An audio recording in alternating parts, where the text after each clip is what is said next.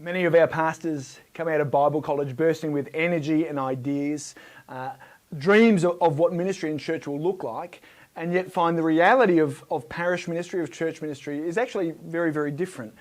No more so in the area of evangelism.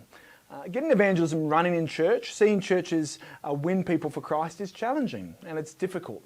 It can be really difficult if you don't have any experience in getting church on mission together. So what does it look like to be a young pastor coming into a church environment and being responsible for evangelism? What does it look like to grab hold of evangelistic practices and principles that other churches have done and insert them in an already existing churches? And what can we learn from each other to equip and engage with us so we improve at our own local mission to reach Australia? Well, today I'm delighted to be speaking to Josh Lean and Jordan Peterson. Jordan is one of the pastors at the Point Community Church on the mid-north coast of New South Wales in Port Macquarie, and Josh is one of the pastors at Eastside Community Baptist Church in Manly West, all the way up in Brisbane. Now, both of you currently live in beautiful parts of Australia, even Brisbane, a beautiful part of Australia. But have you always lived there? Tell us a little bit about life for you guys growing up. Where did you live? Where do you come from? Jordan, I'll start with you. Yeah, sure. So I'm originally from the Illawarra, so around Wollongong way. Spent most of my life there. And when I finished uni, got a job there, and the pastor of the church I was at kept on hassling me to do MTS with him. So I said yes. Did that for 2 years, studied at Moore Theological College for 4 years, and I've been at the Point Church for the last nearly 2 years now. Awesome. I grew up in country Queensland, so about 6 or 7 hours north west of Brizzy, and then sort of in my late teens moved down to Brizzy, and then after being encouraged by the local church that my wife and I were at, we've headed down to Sydney just for a brief 3 years because we couldn't do longer than that, and then we've headed back up to the Promised Land, so it's good to be back in sunny Queensland. Good on you guys. We're talking today about evangelism and what it looks like to work in a church and equip them to be on mission, to see their communities that they live in won for Jesus. More often than not, this happens obviously through relationships, through one other person or a group of people sharing the great news of Jesus' death and resurrection with other people and bringing them to church and so on. As you reflect on your own life, who is the person who is most significant in your own conversion to becoming a Christian, Josh? Who is the key person? Yeah, it's a good question. I mean, I grew up in a Christian home, so I guess there's a sense in which I've always felt that I've known Jesus. But to put it down to one person, I'd say that it was probably my mum. So she went to be with the Lord when I was in my early 20s. And I think that it was that point in time where I was like, yeah, okay, I know and I love Jesus, but is this for real? So watching her struggle through her sort of final months and weeks of cancer, but yet seeing her love and joy just increase and increase was kind of like this moment of going, all right, like I've heard about this Jesus dude for my whole life, but is this someone that I can really trust? And so I think for me, that was crucial. It was like, okay, I'm either going to go all in on Jesus or I'm just going to walk away because this is rubbish. And just watching her life and her witness was huge for me. That's amazing. Thanks, Josh. Jordan, what about you, brother? Yeah, I think I had a bunch of the pieces of the gospel put in place early on, going to church as a kid. And then there was a good chunk of years where I didn't go to church anymore, but would have called myself a Christian. But in hindsight, I'm not really sure if I was or not. That'll be a question to ask God when I meet him. It was when I met my girlfriend, Anna, when I was 17, that I noticed there was a big difference between her and I in the way we lived out our faith. So I said that I believed Jesus rose from the dead and that he died for my sins, but I hadn't really translated that properly, I think, into what the implications for my life were. And I hadn't understood grace. And so it was spending time around Anna, who's now my wife, and her family, and seeing how they just showed enormous patience and kindness to sometimes very difficult people that made me think, man, I need to actually understand grace and live it out properly. So not sure exactly when the conversion happened, but either when I was a teenager or earlier on. I'm not really sure. So, of course, many Christians become Christians, they get converted, they're born again, but then their experiences with evangelism can differ. Lots of us start enthusiastically and then get turned away because of discouragement or dejection. Most of us actually need a second conversion, if you like, to evangelism, to the need, the urgency to actually do it. How did that happen in your lives? How did you become someone who actually grasped hold of, hey, I need to tell other people about Jesus? And if you want, do you have any stories of your initial attempts at evangelism that inspire us to keep going despite failure?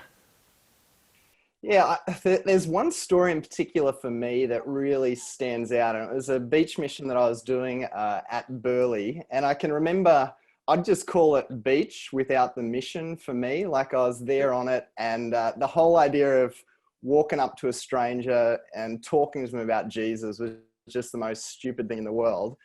And there was this young guy, his name was Pat, and he was just full of enthusiasm. So young Christian, and he would just tell anyone about Jesus. And we were out together, meant to be doing an evangelistic walk along the beach. He was doing the evangelism, I was doing the walking. And he stopped me and he goes, do you realize that every person you walk past and refuse to engage them in a conversation, they could be heading to a Christless eternity? And it was kind of this moment, like even as I share that now, like I've got goosebumps because look, he probably wouldn't even know what the word soteriology meant. And I'm sitting there kind of thinking about the theology of whether that's right or wrong. And, but he was just speaking the truth. He had such a burden to tell people about Jesus. And in that moment, I realized that I didn't. And as he was sharing with me, he was not trying to be nasty to me. In fact, he was probably at the point of choking back a few tears. And I'm kind of looking him in the eyes going, you know what, you're exactly right. At that moment, he had the compassion of Jesus for the lost that I didn't. And I wouldn't say from that moment on everything changed, but the fact that I can tell you that story, and that was probably 13 or 14 years ago, tells you how profound that was for me. Thanks so much, Josh. Jordo, what about you, mate? Yeah, a bit different for me. I think I've always had strong convictions that people need to understand the truth. Even before I'd started really crystallizing the concept of grace. But I think before I'd understood that, I was quite pharisaical in the way that I approached evangelism and uncaring. But after I'd met Anna and had that realization, I think I felt this real angst and just sort of nervous energy, like, oh my goodness, there's people that I love that are they're going to hell, and I've got to do something. I've got to tell people the truth. And so for a good couple of years, I just had this real internal pressure that I look back now and think, I don't know if that was actually that helpful for my evangelism. Some people drift into, I suppose, a bit of laziness or going, whatever, I don't have the gift. But for me, I was so desperate for people to hear the gospel that the way I came across was probably too intense. I think as my understanding of God's sovereignty has deepened and my confidence in the power of the gospel has deepened, I've learned to keep looking for those opportunities everywhere, but to just relax and trust that if the conversation is going to be really socially awkward by me bringing that up, there's wisdom about the best time and the best way to speak into these things. But the more confident you are in the gospel and the deeper your convictions are that it's true, the more you're going to see opportunities everywhere and be able to talk about them in a natural way with people. So, many of the things we try and do as pastors or church leaders is train people in the competence of evangelism. So we might train people in the latest evangelistic presentation or tract or whatever it is, and teach them how to have conversations. Would it be safe to say from those reflections, though, that the most important, significant, profound part of your conversion to the need for evangelism wasn't so much competence as conviction? Would that be safe to say? 100%. Yeah, I couldn't agree with you more. Yeah. Yeah. I think what we tend to think is, I need the right skills and everything.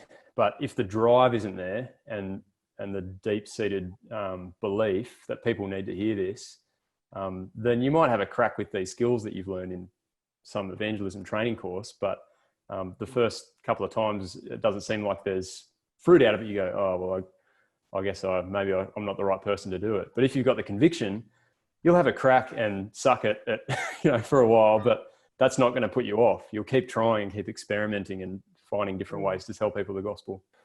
For me, lately I've been reading Dane Ortland's Gentle and Lowly, and every time I pick up that book, I'm not struck so much by Jesus' evangelistic method, but by the heart that he has for people who don't know God. He sees the crowds and he feels sick to his stomach. And I feel that challenge myself. Do I feel that same compassion for the lost? And do the people in our church family? And for me, my answer is I need more of that. And I long to see more people in my church family with that same heart for the lost. Awesome. So let's paint the picture here. You're two young-ish guys. You come to Sydney to study at Bible college. You have a variety of experiences at churches before and during college. You both have a deep conviction of the need to evangelise. And then you leave college and you go to churches, two churches, one a Baptist church in Brisbane, the other one an independent evangelical church in Port Macquarie. Tell us about the churches you went to. So what are the churches? Give us, I guess, the demographical overview, and then what was happening for mission at church? What was happening evangelistically at your church when you arrived? Jordo, we'll start with you. Yeah, sure. Yeah, so the Point Community Church, lovely bunch of people. Anna and I have loved our time here and the friends that we've made. I think what we noticed when we arrived at the Point was just this real welcoming kind of culture of love. And people were really genuine. There wasn't really any kind of pretentiousness or anything like that. Evangelistically, there was a couple of things that the church was using. There was a thing called Summerfest, which was sort of a kids club thing that happened once a year. And there was an occasional men's conference or women's conference that people were encouraged to bring their friend along to and hear a speaker. And then I suppose a bit of one-to-one going on with people that were particularly passionate about evangelism. So that's kind of a little picture. Yeah, awesome. Josh? East Side as a church of about 300 to 400 people, and God's doing really good things. I guess when we came to the church, what I'd observe is that evangelism had kind of been, it was like something we'd tried. We'd tried a whole bunch of different things, but nothing had really stuck. And I would say that my diagnosis for the problem is that there was a massive gap between our theology and practice. So we would say things like, the gospel is the power of God. We'd say that, Jesus is powerful to save people. But then when it came to consistently putting that theology into practice, it just wasn't there. We didn't really believe what we said. And I'd say that's one of the biggest struggles that we've had to overcome as a church, trying to align our theology and our practice together. And I think as a ministry team, it's been going, this is what we believe, and therefore this is what we believe. So we're actually going to stick at something. So, we would try a course, and this is before my days, but we'd try a course, we'd do it once and go, 2 people turned up, so we're not going to do it again. But I'd say that inadvertently what we'd done was to teach our people to believe that it didn't matter that much, because every time you try something and then you give it away after the first go, you've kind of just taught them that evangelism doesn't matter that much, or it certainly doesn't matter enough to keep trying. So that's a sense of the state of play, I guess.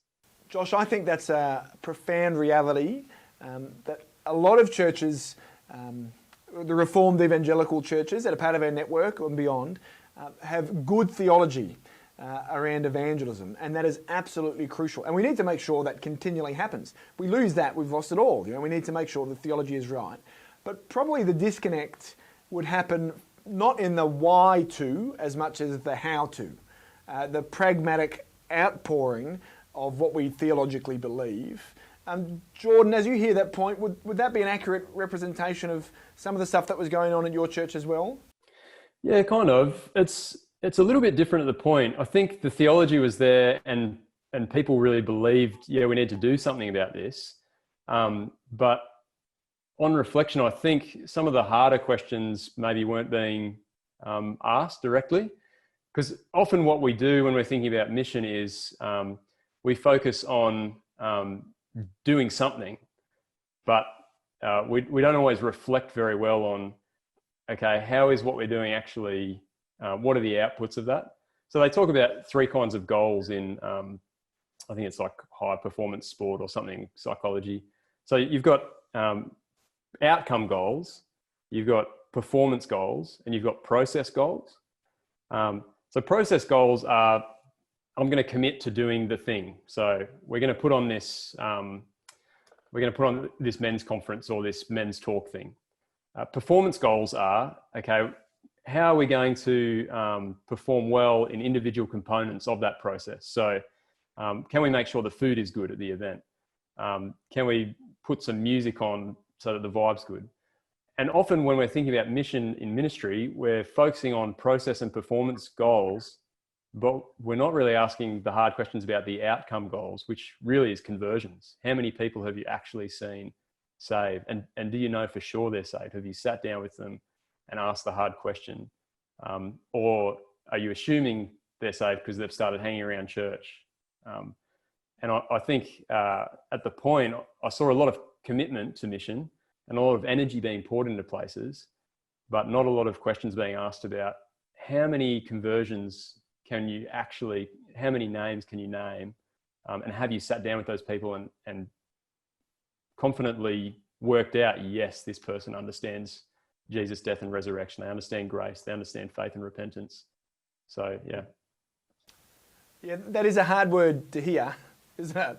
I think the bare bones review and reflection, the reality, are we doing well at this? Is this working? Do we have the courage to say, no, it's not? And also the energy and ideas to go, right, okay, so we're not just going to stop, but we're going to refocus, pivot, and re-pour our energies somewhere else. These are hard things to think about. You guys arrive there, I'm sure, full of beans, full of energy, full of ideas. You get there, things are different perhaps than you expected, particularly evangelistically, as you've shared. And yet now, a few years on in both of your churches, praise God, people are becoming Christians. So people have become Christians at Eastside, people have become Christians at The Point, and we praise God for that. The questions that I want to ask, though, is how? Why? What? What happened? What did you do? What practical things did you put into place that actually meant you were able to take those good intentions and good theology and turn them into bare bones numbers, people becoming Christians? What happened? Josh, I'll start with you, mate, and then on to Jordan. Yeah, I think for us, it was definitely beginning as a leadership team and kind of being honest about the problem that we had. So many people at Eastside love the Lord Jesus. You know, I'm sure absolutely a desire to see people come to trust him, but we had stopped, I would say, practically believing our theology. And I would say that as a leadership team and as pastors, the first step was actually owning that and going, okay, there is a problem here. So we believe that, you know, the gospel is the power of God for salvation of any person. But then I think a study I saw Ed Stetzer did was that 50% of people haven't shared Jesus with anyone in the past year. I'd say if we did that at Eastside, it was probably even worse than that. Oh, I would say, I think in Australia, you know, 50%, if you had a church that was sharing their faith, 50% of your people sharing your faith once a year, I think you'd have revival, you know, comparatively, yeah. So I think it was kind of owning that problem and then going, right, well, what is the catalyst going to be? And how are we going to actually show people that their theology is true. And so for me, as I look at the book of Acts, I would say now more and more as I read it, it's one big story that's proving that Jesus really will do what he has said he will do. People will be saved as the gospel goes from Samaria to the ends of the earth. And so for us, it was then, okay, well, we're gonna start with an evangelistic course. Now, some people, say, oh, look, it's program based, it's a course. You can, critique it all different kinds of ways, but you've got to start somewhere. You can sit and you can talk about the pros and cons all day long, but the Great Commission is go. And so for us, I'd say the initial step was we're going to do something and we're going to commit to it. And when I say commit to it, we're going to run a course where people can invite their friends along to meet Jesus. And we're not just going to do it once. I would say the biggest mistake people make at the beginning is they go, we're going to do this once and then reassess. I would say right from the start, you need to say, this is what we're going to commit ourselves to for 18 months, 2 years, and show our church that this is really important and that we value it. So let me just ask, Josh, what did that look like on the ground? I guess, what course did you run? How long does that go for? How many times a year did you do it? And what fruit did you see? And how long did it take before you started seeing fruit? Yeah, look, for us, it was just a 4-week course looking at the Gospel of Mark. Look, I see a lot of discussion about the pros and cons of different courses. What I would say is that the most important thing for us as we thought about a course is what's going to work with our postmodern friends in middle class Australia. So East Side is typical middle class Australia. And the truth is that they're post-gospel. And so for us, we've gone for a 4-week course, which then runs into another course where people can keep exploring Jesus. But I just think if you say to someone today, and this is my own personal opinion, God has used courses that go for 12 weeks and 7 weeks, but purely subjectively, if I go up to the average punter at Eastside and say, would you invite a friend along to a 12-week course or a 7-week course? The conversation gets awkward very quickly. So we've gone for a 4-week course, and really it's just focusing on this is who Jesus is, this is what it looks like to follow him. And the wonderful thing is that we had people become Christians after the first course. And so right at that point, you've got the closing of what I'd call the theology and the practice gap. In fact, there was plenty of low-hanging fruit in the church initially. And what I mean by that is people who just come to church, but as Geordie said, perhaps had never actually put their trust in Jesus. So we had a baptism service the first year we started this where we had 16 people baptized in one day. And I would say that was like an evangelism bomb. We've still got a long way to go, but it was like this moment where people were like, wow, people really can come to put their trust in Jesus. So that's kind of how things got going for us. From there though, like when you see people saved, I'd call it, maybe this is not the best language to use, but it's a bit like Christian crack. When you see people saved and those stories begin to get out, then it's like, bring it on. Like, let's keep doing this. So yeah, that's a bit of how things got rolling.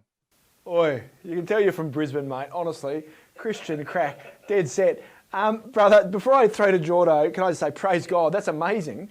And you don't mean 16 babies baptised, you mean actual adults baptised. Yes, brother. I'm a Baptist, so there's only one way to do baptism. That's right. And listen, the other thing I'll just say there is, so just spell it out for me a little bit more. You had a 4-week course.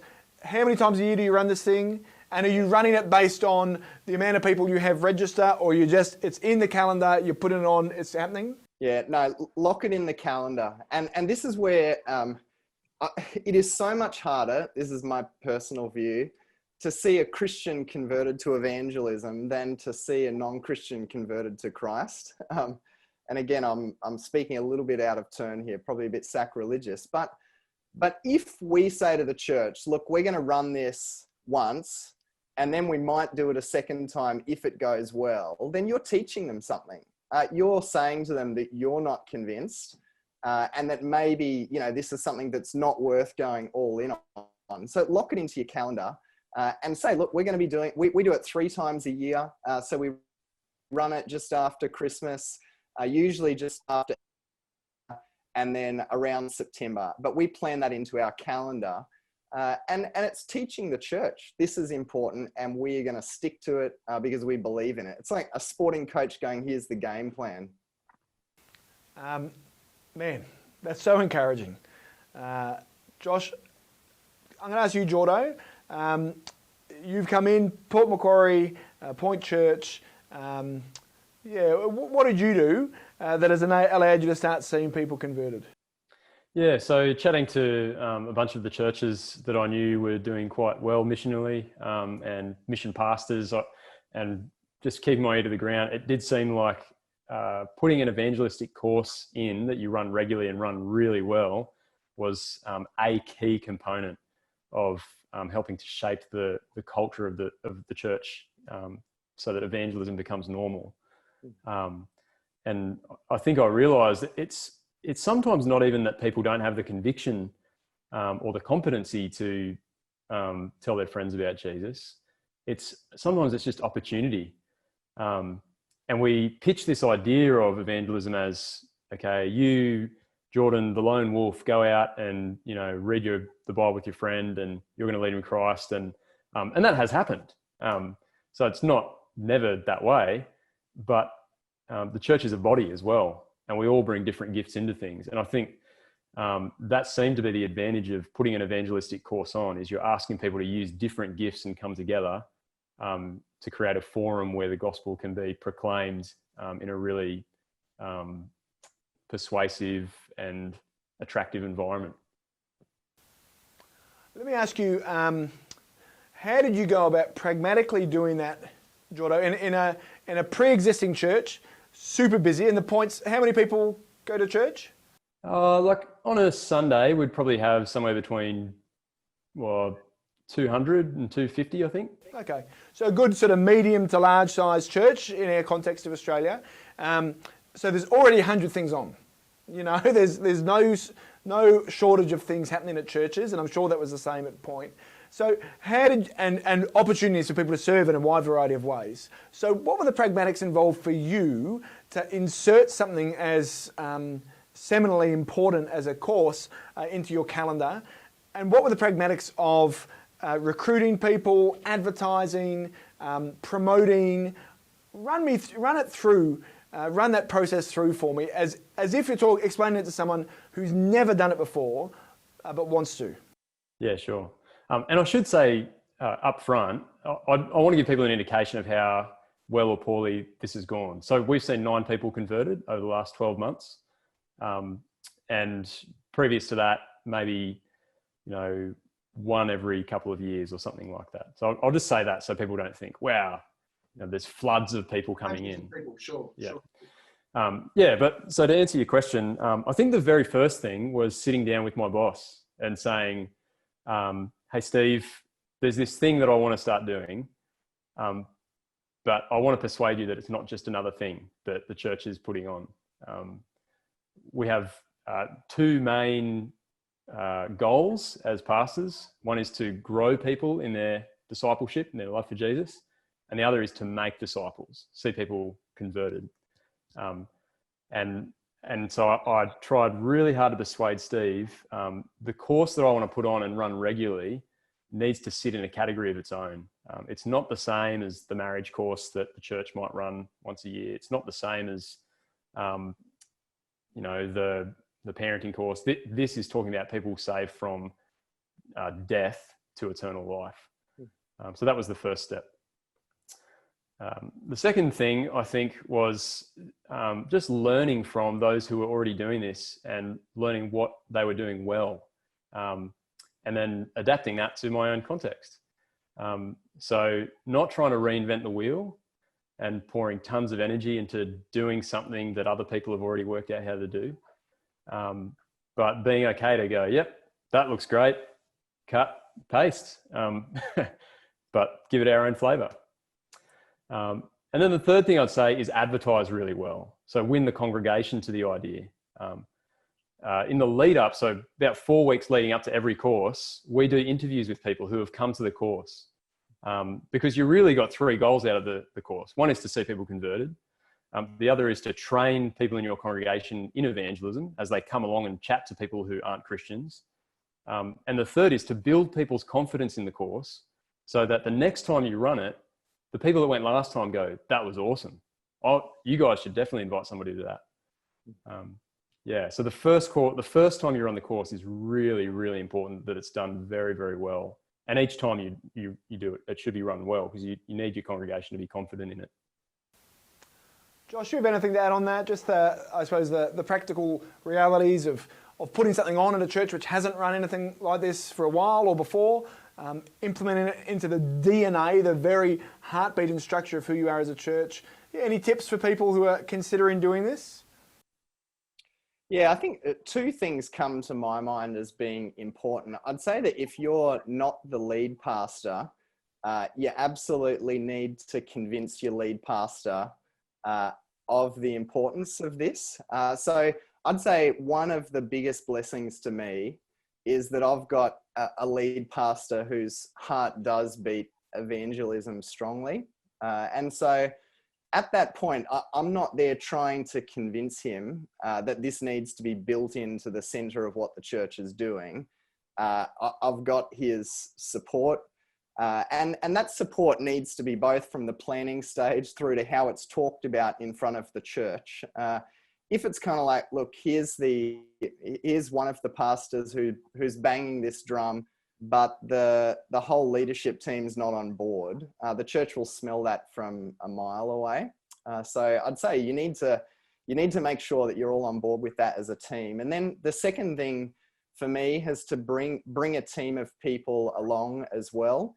So within your church, there will always be, well, Lord willing, there will always be people who are just that little bit more evangelistically wired. They just have a deep love for the lost. You might say heaven and hell kind of burns in their mind. And I'd say bring those people with you because as they come along for the ride, they're also the ones who will be going out and telling stories within the church. So I can think of a couple of people at Eastside who are part of our evangelism team. And whenever they speak, my heart is fueled. And you know that when you give those people voice then within your church, and they're part of that team, that you're gonna start to rub up against one another, and it'll be great. Jordan, how important for you was getting a team of people? How did you go about doing that? Yeah, it was absolutely crucial. Pretty much as Josh said, I tried to identify who are the people that they're always going up to the new person on Sunday, and they're coming to me and saying, I've got this friend and I want to share the gospel with them, tell the gospel with them. I don't know what the next step is. Can you help me think through that? So working out that bunch of people and then pitching the idea of the course to them. And everybody that I pitched the idea to was like, yeah, let's do it. Because their hearts are already on fire to see people saved. So as Josh said, there's always that little contingent of people in a church that are just chomping at the bit to see some sort of evangelistic culture blossom in their church. So I recruited those people and I try to get sort of a ratio of people in the course right.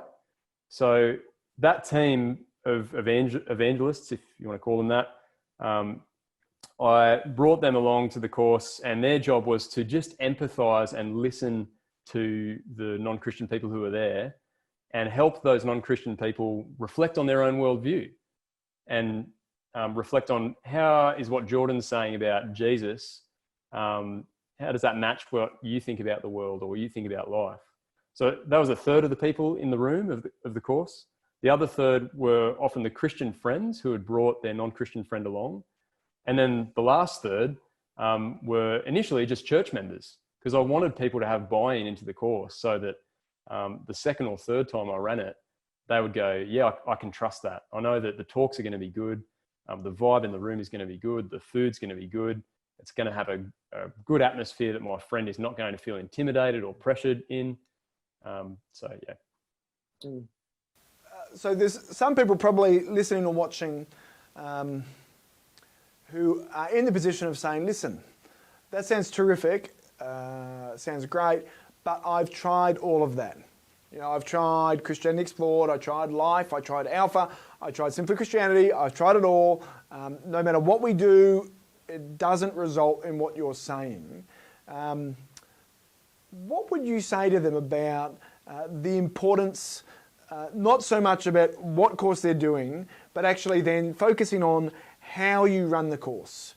What is it about the nights themselves that you think gain traction, not just with non-Christian inquirers, but also with your church members? Because, of course, none of this works unless your church buy in and invite people. It's not going to be about you, the pastor, inviting 100 people. It's going to be your church doing it. So what about how you run it plays a part in actually its success and its continued fruitfulness? Josh, what about you, mate? Yeah, look, it has to be done well. And so I would say, look, if you're struggling with it, and I don't mean this to sound uber critical, but you've got to understand that many Christians and non-Christians alike have had bad experiences when it comes to evangelism. And so I reckon when you first start the course, my guess would be that you'll have about 10% of the people in your church on board. And I'm just speaking purely pragmatically. You'd love to have 100%, but when you advertise it that first time, 10%, I reckon, and they're your evangelistic live wires. Now, when you then run the course, if it's awkward, that number will go to 5% next time. And what sort of thing would make it awkward? What are things you're talking about? Yeah. So, I mean, for us, we run the course and we talk about it as hospitality. So is the food done well? Are people welcomed well when they come? You know, we have just to give you an idea of how the night is run, we have an MC who compares the night, and it's their job to welcome our guests. Every person who is on the team wears a name tag so that you know who you're talking to. When the night starts, the very first thing we say is, you're our guests. You won't be forced to read the Bible out loud. You won't be forced to answer any questions, and you won't be forced to pray. Now, the number of times we've had people at the end of that, both Christians from the church and non-Christians, who said, oh man, my blood pressure dropped massively as soon as you said that, is huge. Now, then, you know, do the talk and do it well. You know, if you're the person doing the talk, don't kind of leave it till, you know, 5:30 on Monday afternoon when you're doing the talk at 7 o'clock on Monday night. So all of these things are either raising the plausibility of sharing the gospel or decreasing it. And I think that we just have to be honest that we live in a post-Christian world. And so if we do something really poorly, we break people's trust, we don't make them feel like guests, then it decreases massively, not just the number of non-Christians who are likely to come, but also the number of people in your church who will actually actively look to bring someone along. That's so helpful, Josh. Jordo, what about you, mate? Any tips you picked up on the night? Now, your context is slightly different to Josh's. Port Macquarie, more surfy, probably a slightly larger working class community than where Josh is. You know, so does that change how you run things, discussion groups or questions, or vibe-wise, what are you doing that you think has gained traction with your Christians and non-Christians? Yeah, sure.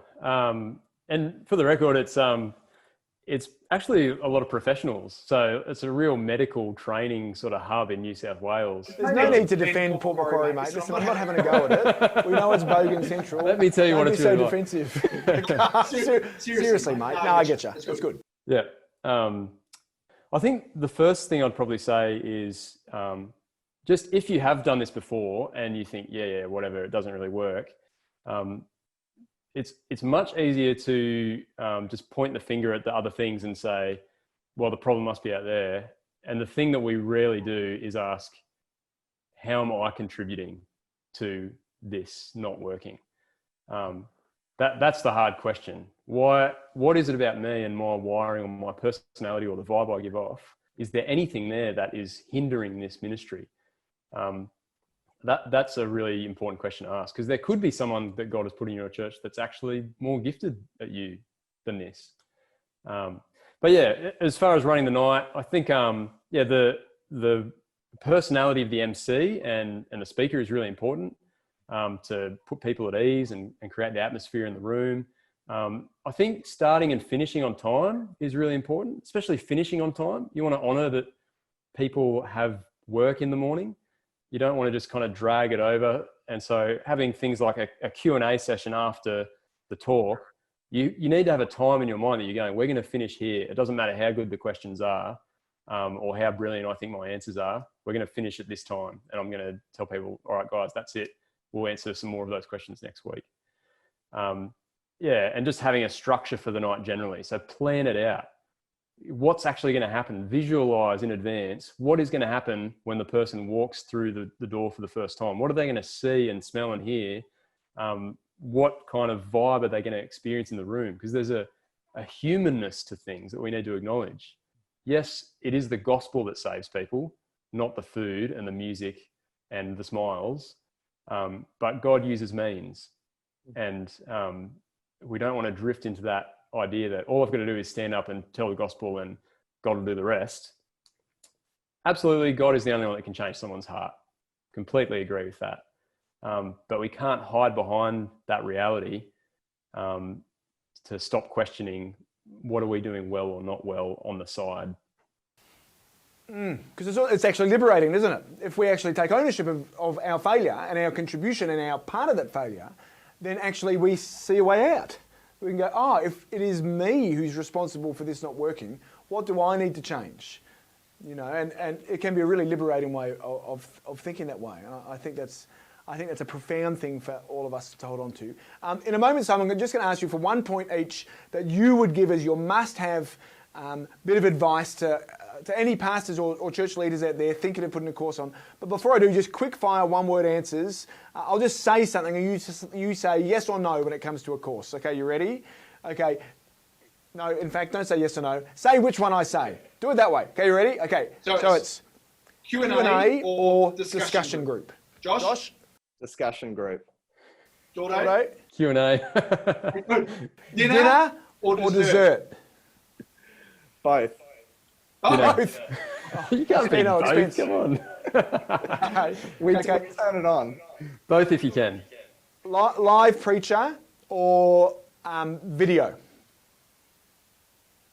Depends how good the preacher is. Yeah, just hold on there. So you're saying, Jordo, in all seriousness, just quickly, if you don't have a preacher who's good enough, who's going to be engaging enough, or the senior pastor can't do it or whatever, and you're a church leader, putting on a video is probably a better alternative than doing a substandard live version. Is that what you think? I think so. And I think the pastors often rush to go, well, I should be the one that's doing it.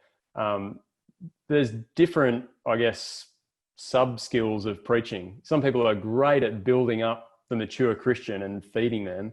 Other people are great at evangelistic preaching, but not so great at going deep into certain things. So you want to ask, have I got the knack, or have I learnt the skill of preaching the gospel to people that don't know anything about it? That's a skill set. Yeah, look, I agree with what you guys are saying. I think if you can, it's definitely preferable to have someone preach live. I think it humanizes. I think that people enjoy then being able to engage with the person. It feels more real. But if you can't do that, then I'd still have a crack with a video. Okay. Final one, follow-up Bible study group, or just send them into regular church Bible study growth groups? No, follow up. Just let me quickly say as well, discussion groups versus Q&A. Sorry, we actually do both. Thought I'd clarify that. But follow up, oh my goodness. You have to have a follow-up course. Something. People will hear the gospel for the first time 4 weeks and they think they get it. And then you run the follow-up course, and it's really only in the follow-up course that they go, oh, I thought I got it, but now I really, really get it. You 100% have to have one. Josh? Yeah, absolutely have to have a follow-up group. There's no way around it. I think for us, if we have 20 people do a course, usually there's 7, 8, 9 people who will make some kind of commitment. And for half of those people, the commitment is to keep exploring Jesus in a group. And then usually 3 months later, many of them have said yes to Jesus. And so you can't miss that. Yeah. And of course, that doesn't have to be another course. It can just be a small group Bible study, anything where you're keeping them connected on their level, I think is important. And in fact, I will throw an extra one final one at you. Do it on your own or with a team. With a team. Awesome. Okay, fellas, one final principle. You're explaining to someone what is a take-home that you want someone who is considering putting a course on, hasn't done it before, to take home from our chat today. Josh, I'll start with you. Yeah, I would say that take home for me would be realize that there is a theology practice gap. We believe in a big God who saves people. And so we need to help our congregation see the joy of that. Just very briefly, for our church, once we've seen people put their trust in Jesus, it's now spreading everywhere. We've got people reading the word one-to-one. We've had training times with Sam Chan, and there's hospitality happening everywhere. And so just be realistic. Yes, the gospel saves people. Absolutely get that. But we need to help people see that. And it's a wonderful joy as that begins to grow. Awesome. Thanks, Josh. Jordo? Yeah, I think I'd just say beware hypocrisy. So beware saying to your congregation, bring people to this course, we're going to explain the gospel and evangelism is really important, tell the gospel.